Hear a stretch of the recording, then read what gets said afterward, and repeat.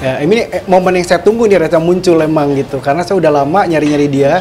Semua akses saya di blok dari media sosial sama WhatsApp 7 nomor tuh di blok. Nah, tiba-tiba dia muncul kan.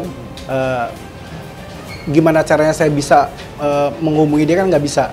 Akhirnya saya berbicara di sini gitu untuk mengungkap yang selama 8 tahun ini saya pendem gitu. Jadi saya mengenal Reza ini berawal dari saya waktu itu buka satu perusahaan di Cibubur. Nah, manajer saya Tini yang jadi manajernya dia sekarang itu mengundang artis, salah satunya Reza Herlambang. Setelah dia perform di tempat saya, besoknya Tini bilang ke saya, "Ki, coba beli lagunya Reza Herlambang karena dia lagi ngetop nih lagu Syahrini." Waktu itu kan Syahrini lagi ngetop, itu Kau Yang Telah Milih Aku. Oh, emang bener? Oh iya, ini dia penciptanya gitu. Karena jujur gue waktu itu tidak terlalu mengenal Reza gitu, karena namanya juga mungkin tidak terlalu familiar waktu itu. Oke, itu. Akhirnya kita meeting dengan manajernya Reza, segala macam deal lagu yang kata dia menurutnya jawaban dari lagu Syahrini. Karena waktu Syahrini Kau Yang Telah Memilih Aku karena aku yang memilih waktu itu. Deal harga 60 juta, akhirnya oke, aku bayar. Tapi 1 tahun nggak kelar-kelar itu lagu. Itu lagu tidak kelar-kelar 1 tahun, hampir 1 tahun, yang retake yang segala macam, tidak in charge dia sama sekali di situ. Malah dia ini buat promo segala macam untuk begini gitu. Terus aja aku keluar uang. Itu akhirnya lagu itu juga jadi telat juga, walaupun telat tapi ya udahlah gitu. Itu telat. Akhirnya sampai aku tampil di beberapa di acara-acara musik di TV gitu, itu dari mamahnya. Tapi Reza sendiri ini tidak mempromosikan sama sekali sesuai dengan kesepakatan. Malah dia ya ada nipunya, ada minjemnya, ada mintanya ke saya gitu. Dan itu saya juga atas sepengetahuan keluarganya dan manajernya. Saya selalu ngomong ke manajernya, ke keluarganya, ini Reza gimana gini-gini, kasih dulu aja nggak apa-apa. Tapi saya nutup cuma waktu itu sekitar 150 juta. Bukan utang piutang, ada hutang, ada nipu, ada minta. Nipunya beda sendiri, mintanya sendiri, hutangnya sendiri. Kalau buat orang kembali, susah mas. Ridho saya mah nggak apa-apa, mau dibayar alhamdulillah, mau nggak dibayar ya udah. Tapi saya yang nggak ridho ini yang 17 juta yang dia bilang buat mamanya sakit, tapi dia nipu malah buat beliin orang iPhone sama mau ngasih duit, itu saya yang harus balik. Tobat, udah itu aja. Tobat dari kebejatan, kebiadaban lo, dari muka malaikat lo itu. Udah gitu aja gue mah. Iya, kaget dari mungkin karena memang sudah terdidik hedon ya. Ada orang yang memang sudah ada 2 hal loh, orang yang sudah terdidik dengan fasilitas semua serba ada, begitu dia tidak ada, dia malu mengakui keadaannya, akhirnya dia berbuat untuk seolah masih sama dengan keadaannya, ya akhirnya cari uangnya dengan menghalalkan segala cara ya. Ada yang mungkin maaf ya jadi gila gitu kan, ada yang mungkin lebih menjalankan ibadah lebih baik. Mungkin Idalmin Reza juga, saya kira bukan yang seorang Reza Herlambang yang mengalami dari ada menjadi nggak ada. Banyak lah yang mengalami itu, saya juga pernah mengalami itu. Tapi latar belakang dasar keimanan seseorang itu kan yang membuat seseorang itu melakukan sesuatunya seperti apa gitu. Jadi kalau saya boleh balik bilang, Reza kalau soal agama bicara tuh pinter, Reza bicara politik pinter, bicara apa aja pinter. Bicara. Tapi menyikapi kehidupan dia tidak pintar. Udah, karena saya nggak mau pusing gitu loh. Saya berpikir udahlah selesai. Saya dengar juga banyak banget yang ditipu tuh, aduh gila nih nggak selesai ya.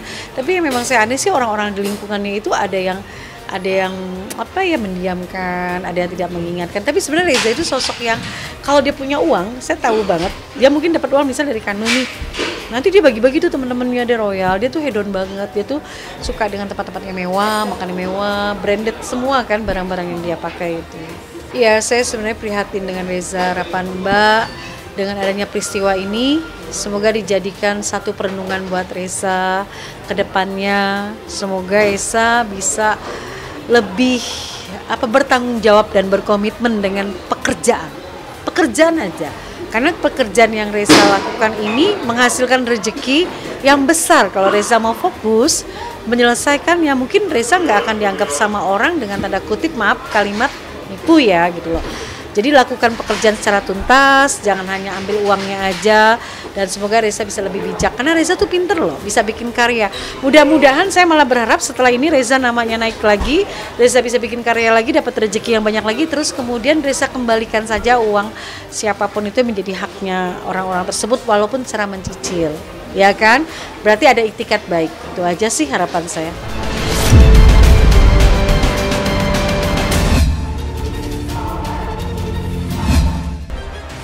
Sekarang gini, kalau bahasanya perselingkuhan, ya kan, wajar dong namanya cover boy, ya kan, digemarin banyak wanita-wanita yang gimana gitu kan. kan gitu ya Bang ya, namanya kan juga istilahnya kan anak PAUD, pasti kan gak jauh dari ya gadis-gadis yang pada gemes ya kan, yang pada noel-noel pipinya, kan gitu.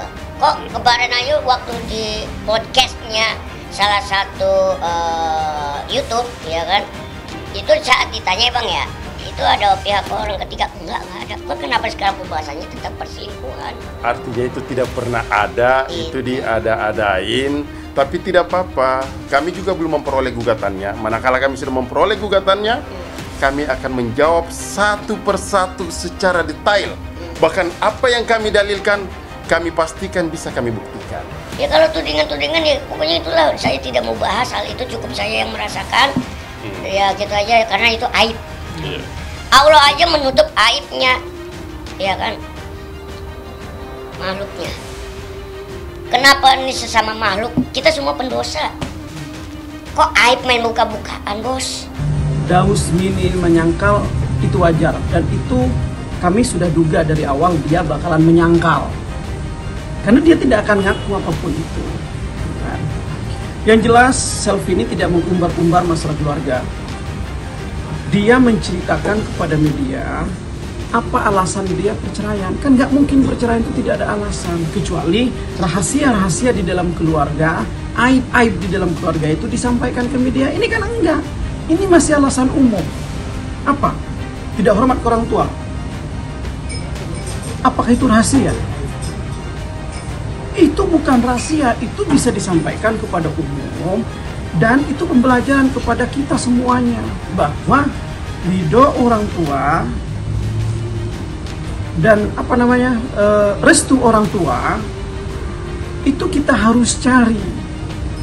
Orang tua, mertua, restu orang tua, restu mertua, ridho orang tua, restu mertua, itu kita harus cari. Itu pembelajaran kepada kita semua. Biar adab harus ditanamkan di dalam keluarganya. Nah, yang jelas semua yang disampaikan oleh Selfie kita buktikan nanti di pengadilan. Justru menyangkal dengan Vicecon, apa gunanya? Sangkalah nanti di pengadilan. Kita tunggu itu di pengadilan. Gitu loh. Artinya, ayolah kita jangan memperkeruh masalah. Saya sampaikan dari kemarin, Selfie mendaftarkan atau mengajukan gugatan pun masih terbuka. Masih terbuka. Masih mau bicara dengan baik-baik dengan Daus Mini. Ada statement-statement yang mengatakan Bang Daus beginilah, begitulah. Bahkan belum masuk pun gugatan, sudah dibuka ke ruang publik. Apa sih keuntungannya? Ini kan persoalan rumah tangga, tertutup. Hukum aja menjamin bahwa pemeriksaannya tertutup. Kok dibuka-buka? Ada urusan apa sih sebenarnya? Apa sih keinginannya? Mau mencari panggung di sini? Hah? Itu kami juga sempat bingung. Apa sih keinginan mereka? Terus lagi terkait masalah apakah Selfie ini pansos. Daus Mini dari awal sudah melibatkan Selfie di dalam pekerjaannya. Memperkenalkan Selfie ke media, mengajak Selfie ke media, undangan di TV kemana-mana Selfie diajak, tampil bareng. Apakah itu bukan bagian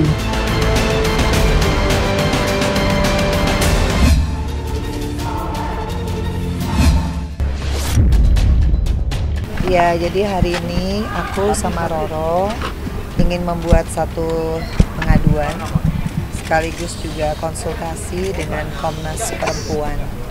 Jadi dalam hal ini aku sama Roro ingin menyampaikan beberapa hal tentang kasus KDRT aku, yang mudah-mudahan insya Allah dengan kedatangan aku di Komnas Perempuan, yang mana Aku yakin ya bahwa nanti kehadiran aku akan mendapatkan pencerahan, akan mendapatkan satu pandangan-pandangan, karena apa yang aku rasakan itu ya jujur ya, banyak hal yang aku nggak akan bisa berjuang sendiri. Jadi alhamdulillah tadi aku sudah diterima pengaduan aku, curhatan aku, terutama masalah KDRT aku, dan alhamdulillah Komnas Perempuan dalam hal ini merespon sangat positif ya tentang apa yang aku alami kasus KDRT. Jadi aku di sini mungkin bisa lebih healing lah, karena sebetulnya apa yang aku hadapi itu kan lumayan ya, karena biasanya kan kalau sebagai korban KDRT itu kita healing diri sendiri aja itu udah setengah mati rasanya. Belum ada playing victim, belum ada fitnahan, belum ada denial dari pihak sana. Jadi buat aku mendatangi Komnas Perempuan itu salah satu ikhtiar seperti yang aku bilang, dalam rangka mencari keadilan. Menerima kami berdua dan harapannya tetap terus mengawal kasus Mbak Vena. Jadi kedatangan aku alhamdulillah di Komnas Perempuan, insya Allah mereka juga akan mengawal proses hukumnya nanti di PN Kota Kediri, insya Allah. Alhamdulillah dari komisioner semua Komnas Perempuan justru menyatakan dan mengapresiasi apa yang aku lakukan dengan tindakan aku melaporkan KDRT. Aku berani speak up sampai di titik ini.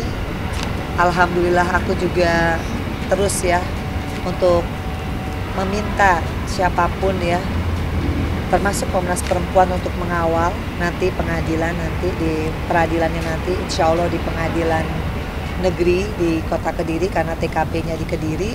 Jadi aku mohon juga doanya, karena aku paham banget setelah kita tadi berdiskusi ternyata korban KDRT dalam hal ini yang menimpa istri itu nomor 1 urutannya. Kalau dibilang trauma apa ya? Nah, ini juga perlu digarisbawahi bahwa laporan KDRT yang dilaporkan Vena itu jelas. Dugaan pelakunya tuh tunggal, yaitu Ferry. Tidak ada di situ disebutkan di laporan bahwa Ferry bersama keluarganya atau bersama ibunya, kan nggak ada. Lalu trauma apa ya? Nah, itu kan perlu dipertanyakan gitu. Traumanya trauma kenapa? Jadi saya juga minta tadi Komnas Perempuan untuk turut merespon ya masalah KDRT ini. Kalau udah dengan urutan pertama menimpa perempuan, artinya ya perempuan ya support perempuan. Jadi buat saya alhamdulillah tepat tadi bisa berdiskusi, banyak banget pencerahan ya. Ya mereka kan harus ada satu mereka akan rilis ya. Apa yang saya sampaikan itu pasti mereka ada konsolidasi lah. Jadi habis itu mungkin mereka akan press release sama teman-teman semua, karena mereka tadi kan juga mendengarkan ya, banyak mendengarkan ya curhatan kita sama-sama perempuan. Seperti yang saya bilang, perempuan support perempuan, artinya adanya institusi ini buat saya ini juga membuka ya buat ibu-ibu atau perempuan Indonesia yang mengalami kayak kita KDRT fisik, psikis atau mungkin apapun lah namanya. Itu yang saya bilang tadi bahwa saya butuh support moral. Bahwa di sini Komnas Perempuan mengapresiasi saya berani speak up. Itu sebagai satu indikator juga kan. Nah kalau kita nggak berani speak up dengan segala konsekuensi seperti yang saya bilang.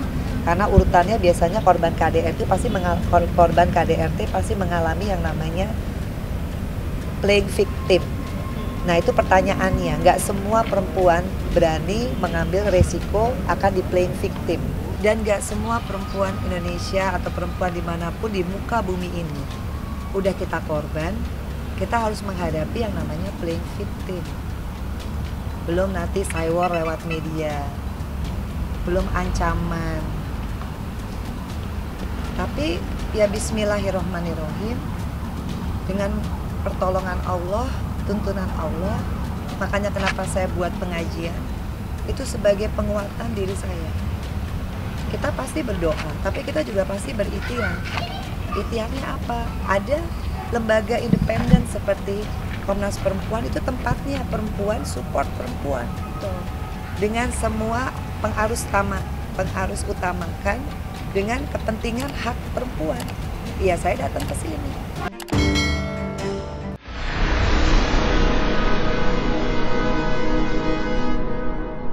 Jadi jangan lupa untuk subscribe Cumi Cumi. Ditekan ya tombol lonceng merahnya.